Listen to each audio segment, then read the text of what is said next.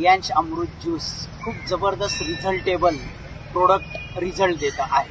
पण बऱ्याच लोकांना मार्केटमध्ये प्रश्न येतो का हे एकच ज्यूस, हे एकच फूड सप्लिमेंट आयुर्वेदात डोक्याच्या केसापासून तर पायाच्या नखापर्यंत सगळ्या आजारांवर कसं काय काम करतं. कारण मित्रांनो, हे जे ज्यूस आहे हे 42 हर्ब्स जडीबुटींपासून बनवलेलं आहे.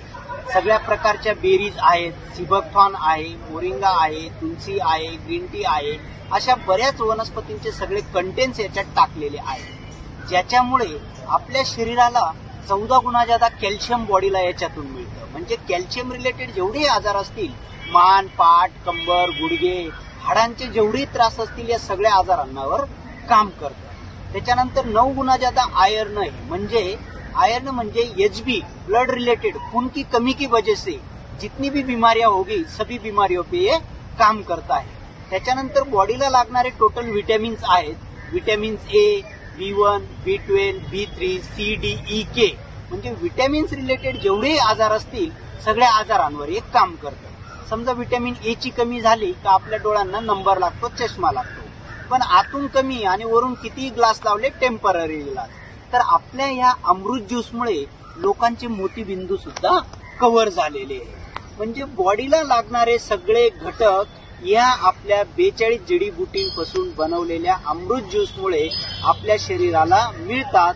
त्याच्याचमुळे आयुर्वेदामध्ये डोक्याच्या केसापासून तर पायाच्या नखापर्यंत जेवढे आजार असतील त्यांच्यावर मात करण्यास हे अमृत ज्यूस मदत करतं.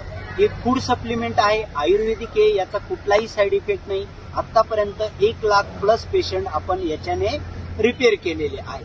तरी सगळ्यांनी हे ज्यूस वापरावे, कारण जे पण आपण ॲलोपॅथीच्या म्हणजेच मेडिकलच्या टॅबलेट्स यूज करतो तर त्याचा साईड इफेक्ट हा शरीरातल्या क्रिटिनाइनवर म्हणजे किडनीवर होत असतो.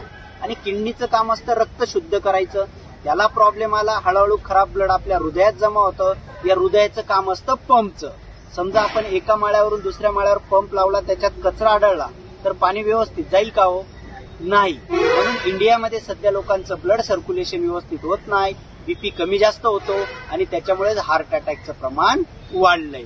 कशामुळे? फक्त ॲलोपॅथी म्हणजे मेडिकलच्या टॅबलेट्समुळे. पूर्वीचे लोक 100-125 वर्ष जगायचे. कोणाला दमा नव्हता, बीपी नव्हता, हार्टचा प्रॉब्लेम नव्हता. का नव्हता? कारण त्या काळात मेडिकल हॉस्पिटल्स लोकांना माहीत नव्हते. जेव्हा बी आजारी पडले वैद्यकडे जायचे आणि झाडपाला पाचोळ्यांचा असा आयुर्वेदिक इलाज व्हायचा. तर आयुर्वेदाचा कुठलाही साईड इफेक्ट नसतो. त्याच्यामुळे हे ज्यूस शरीरातल्या सगळे टॉक्सिन्स बाहेर काढतं. जे आपल्या बॉडीतले सेल्स डिॲक्टिव्हेट झालेले आहेत, कोशिका डिॲक्टिव्हेट झालेल्या आहेत, ते ऍक्टिव्ह करण्याचं काम करतं. म्हणून शरीरातल्या सर्व आजारांवर मात करण्यास मदत करतं. धन्यवाद. हर हर रियांश, घर घर रियांश.